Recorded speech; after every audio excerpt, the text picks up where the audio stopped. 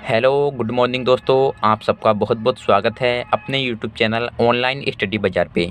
तो गाइस, आज की वीडियो में मेरे पास है यूपी बोर्ड 10th क्लास विज्ञान का पेपर 2020 का। आज की वीडियो में मैं इस पूरे पेपर का रिव्यू करूंगा और आपको बताऊंगा कि 2021 का विज्ञान का पेपर किस टाइप से आने वाला है, क्या पेपर का लेवल रहेगा, किस टाइप से क्वेश्चन आएंगे और 2020 के पेपर के जितने भी इम्पोर्टेंट क्वेश्चंस हैं और उनसे रिलेटेड जो भी फैक्ट आने की संभावना है एग्जाम में, मैं उन सभी को कवर कराने वाला हूँ। तो गाइस चलिएगा वीडियो स्टार्ट करते हैं। उससे पहले मैं आपको पेपर के बारे में बता देता हूँ। पेपर जो है आपका ये मुरादाबाद मंडल का पेपर है 2020 का। 8 से 24 NN इसका सेट है। पेपर जो है आपका 70 नंबर का आता है। 30 नंबर आपको स्कूल की तरफ से प्रैक्टिकल के मिलते हैं, तो 100 नंबर हो जाएगी आपकी टोटल। 3 घंटे 15 मिनट आपको पेपर दिया जाता है, ठीक है। स्टार्टिंग के जो 15 मिनट होते हैं उस टाइम पे केवल आपको पेपर पढ़ना होता है। 15 मिनट बाद आपको लिखने के लिए कॉपी दी जाएगी, ठीक है। इस टाइप से होता है इसमें।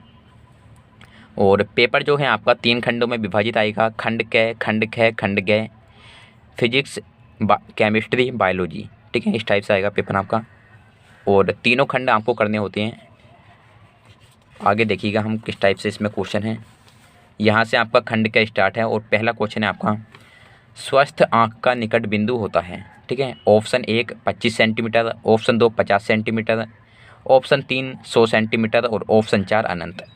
स्वस्थ आँख का निकट बिंदु मतलब एक जो स्वस्थ आँख होती है वो कितनी पास का स्पष्ट देख सकती है, ठीक है।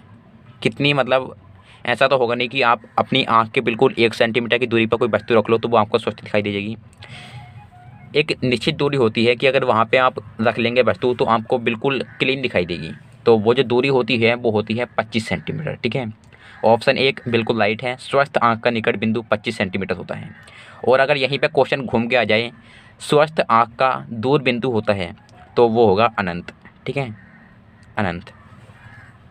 और गाइस आगे देखिएगा, एक उत्तल दर्पण की फोकस दूरी 20 सेंटीमीटर है, उसकी वक्रता त्रिज्या कितनी होगी। उत्तल दर्पण की बात चल रही है यहाँ पे। तो उत्तल दर्पण में आता है प्लस का और अवतल दर्पण होगा तो वहाँ पर आएगा माइनस का, ठीक है। तो उत्तल दर्पण में एफ का मान कितना हो जाएगा, प्लस के 20, ठीक है। प्लस तो हम लिखते नहीं है, एफ का मान आ जाएगा 20 और सूत्र होता है हमारा एफ बराबर R/2। तो एफ की जगह 20 डाल लीजिएगा, 20 आ गया यहाँ पे। R/2 सेम आ जाएगा, आर की गुणा हो जाएगी 20 है तो हो जाएगा आर का मान 40। उत्तल दर्पण की फोकस दूरी 20 सेंटीमीटर है, मतलब एफ का मान जो है वो 20 सेंटीमीटर है। और वक्रता त्रिज्या निकालने के लिए एक सूत्र होता है एफ बराबर R/2। एफ बराबर R/2। फोकस दूरी जो होती है वक्रता त्रिज्या की आधी होती है, ठीक है। तो इससे आप सोल्व कर लीजिएगा इसे, 40 इसका आंसर आ जाएगा।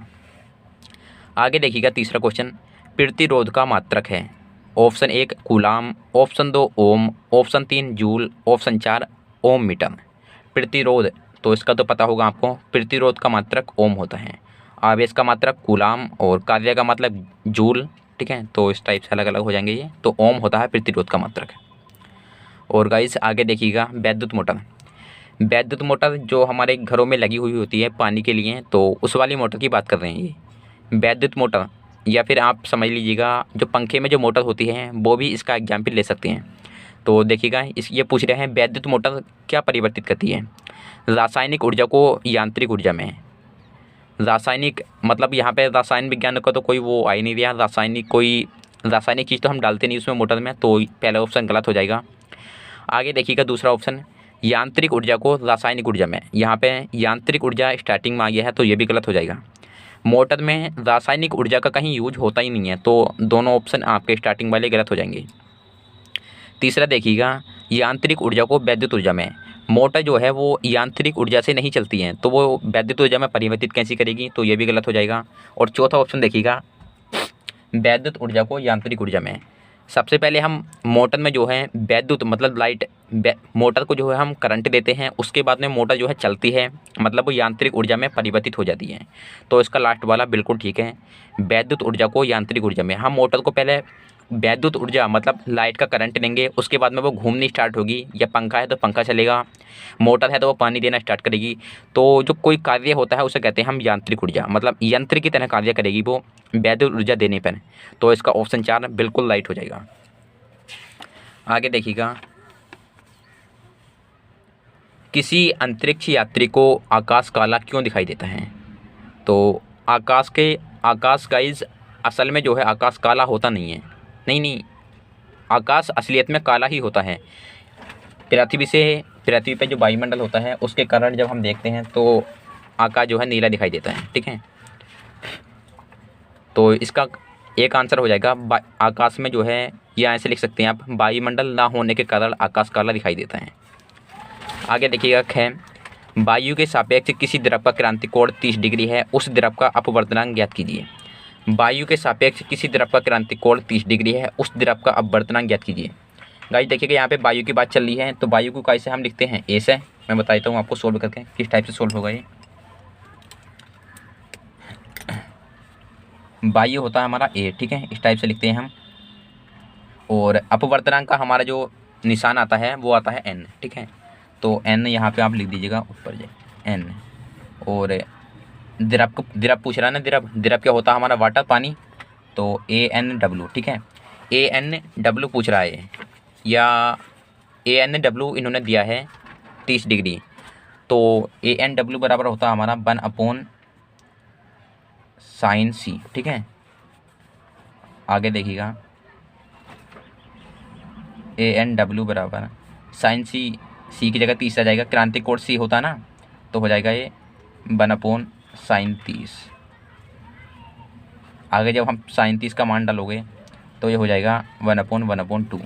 उसके बाद में 2 आंसर इसका आ जाएगा। ठीक है, 2 इसका आंसर आ जाएगा। आगे देखिएगा 4 मीटर फोकस दूरी वाले अवतल लेंस की क्षमता ज्ञात कीजिए। तो देखिएगा सूत्र होता है इसका F बराबर 1/P। ठीक है, F बराबर 1/P। ये कह रहा है 4 मीटर फोकस दूरी वाले अवतल लेंस की क्षमता ज्ञात कीजिए। तो फोकस दूरी हो जाएगा आपका F की जगह आप 4 डाल दीजिएगा, मैं कर देता हूँ इसे भी सोल्व। F की जगह 4 डाल दिया, बराबर 1/P। ठीक है, P की गुणा इधर हो जाएगी और 4 आ जाएगा P की जगह, तो हो जाएगा P बराबर हो जाएगा 1/4, बराबर आ जाएगा 0.25। ठीक है, जब आप 4 से 1 को भाग करेंगे तो 0.25 आ जाएगा, यही इसका आंसर होगा। आगे देखिएगा तीसरा क्वेश्चन, स्वच्छ किरण आरेख द्वारा एक अवतल दर्पण के सम्मुख किसी वस्तु के प्रतिबिंब निर्माण को प्रदर्शित कीजिए जब वस्तु की स्थिति इतनी हो। तो ये गाइस आप बुक में से देखकर सोल्व कर लीजिएगा, 4 नंबर का क्वेश्चन है बड़ा। और आगे देखिएगा, देखिए 2 क्वेश्चन इन्होंने इधर दे रखे हैं फिजिक्स के, तो आप इन्हें भी सोल्व कर लीजिएगा गाइस। अभी मैं सोल्व करूँगा तो वीडियो लंबी हो जाएगी। ठीक है, आगे देखिएगा, ये है आपका फिजिक्स का लास्ट क्वेश्चन है आपका ये, एक प्रत्यावर्ती धारा का जनित्र इतना। ठीक है, आगे देखिएगा, यहाँ से आपका खंड ख स्टार्ट होता है, केमिस्ट्री का पार्ट। शुद्ध जल का pH मान है, जो शुद्ध जल होता है उसका pH मान कितना होता है बताना है आपको। ऑप्शन 1 0, ऑप्शन 2 1, ऑप्शन 3 7, ऑप्शन 4 14 है। तो शुद्ध जल का जो pH मान होता है वो होता है 7, ऑप्शन 3 इसका राइट है। और आगे देखिएगा दूसरा क्वेश्चन, निम्नलिखित में से कौन सी धातु साधारण ताप पे जल से अभिक्रिया करती है? साधारण ताप पे जल से अभिक्रिया करती है, कॉपर, लोहा, जस्ता, सोडियम। तो इसका जो राइट आंसर है वो है ऑप्शन 2 लोहा। आगे देखिएगा तीसरा क्वेश्चन, प्रोपिनेल में क्रियात्मक समूह है, प्रोपिनेल CHO COOH COOH। तो प्रोपिनेल में जो क्रियात्मक समूह है वो है CHO, ऑप्शन 1 राइट हो जाएगा। और आगे देखिएगा, फॉर्मेल्डिहाइड और एसिटिक अम्ल का IUPAC नाम एवं रासायनिक सूत्र लिखिए। तो फॉर्मेल्डिहाइड का जो रासायनिक नाम है वो है मेथिनल HCHO, और एसिटिक अम्ल का जो IUPAC नाम है वो है एथेनोइक अम्ल CH3COOH, इसका सूत्र होता है। आगे देखिएगा, ये समीकरण दी हुई है आपकी क्या होता है जब, तो आप लोग इन्हें सोल्व कर लीजिएगा बुक से। और यहाँ इन्होंने कुछ क्वेश्चन दे रखे हैं, देखिए केमिस्ट्री के भी 5-6 क्वेश्चन हैं, तो गाइस आप लोग इन्हें भी सोल्व कर लीजिएगा। अभी वीडियो बहुत लंबी हो गई है ना, यहाँ भी इन्होंने कुछ अभिक्रियाएँ दे रखी हैं। और आगे देखिएगा, बायोलॉजी का पार्ट आ गया है आपका ये खंड के। पादप में जाइलम उत्तरदायी है, जो जाइलम होता है पौधों के अंदर, तो उसका कार्य क्या होता है ये पूछना चाह रहे हैं ये।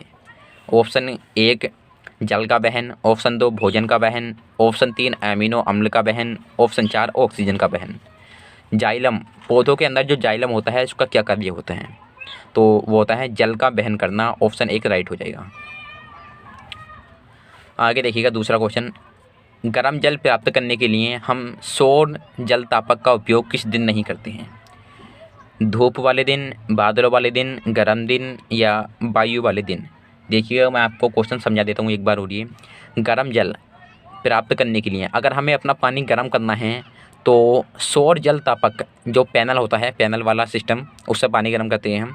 तो सौर जल तापक का उपयोग हम किसी दिन नहीं करेंगे।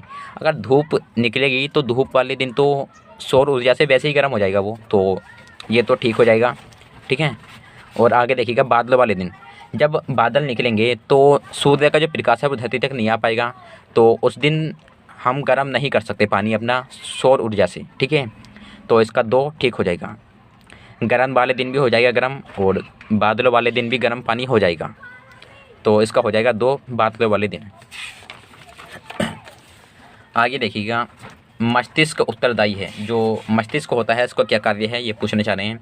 ऑप्शन 1 सोचने के लिए, ऑप्शन 2 हृदय स्पंदन के लिए, ऑप्शन 3 शरीर को संतुलन बनाए रखने के लिए, ऑप्शन 4 इनमें से सभी।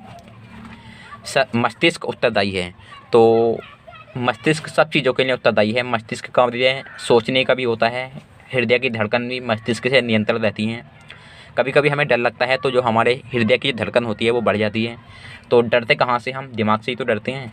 तो इसका हो जाएगा ऑप्शन 4 इनमें से सभी। आगे देखिएगा है, निम्न में से कौन सा एक मानव में मादा जनन तंत्र का भाग नहीं है? ऑप्शन 1 अंडाशय, ऑप्शन 2 गर्भाशय, ऑप्शन 3 शुक्रवाहिका, ऑप्शन 4 डिंब वाहिनी। तो इसका हो जाएगा ऑप्शन 3 शुक्रवाहिका। और गाइस आगे देखिएगा बायोलॉजी में भी कुछ क्वेश्चन दे रखे हैं आपके, आप लोग इन्हें पढ़ लीजिएगा। अभी मैं देखिएगा गाइस, ये ऊपर 2-2 नंबर के हैं और ये छुई मुई का प्रश्न है। काफ़ी सारे क्वेश्चन हैं इसमें देखिएगा। और एक क्वेश्चन ये है आपका, ओजोन परत की क्षति हमारे लिए चिंता का विषय क्यों है? इस क्षति को सीमित करने के लिए क्या कदम उठाए गए? तो ओजोन परत का तो आपका पता होगा, अगर वायुमंडल में अगर ओजोन परत नहीं होगी तो सूर्य के प्रकाश की जो परावैंगनिक किरणें हैं वो धरती तक पहुंच जाएंगी। अगर वो धरती तक पहुंचेंगी तो मानव जाति नष्ट हो जाएगी, ठीक है। वो परावैंगनिक किरणें होती हैं, उनसे बहुत ज़्यादा रोग हो जाएंगे, कैंसर वैंसर त्वचा का। और आगे देखिएगा आपके 2 लास्ट क्वेश्चन है, ब्रैकाणु नेफ्रॉन की रचना तथा उसके कार्यविधि का वर्णन विस्तार कीजिए। और 7 नंबर में आपका नीचे के क्वेश्चन है।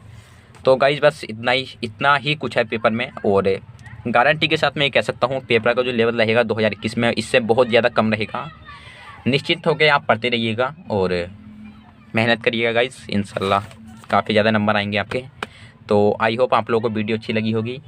वीडियो अच्छी लगी हो तो प्लीज़ लाइक कीजिएगा, और चैनल को आप लोगों ने सब्सक्राइब नहीं किया तो चैनल को सब्सक्राइब कीजिएगा गाइस। वंदे मातरम, जय हिंद।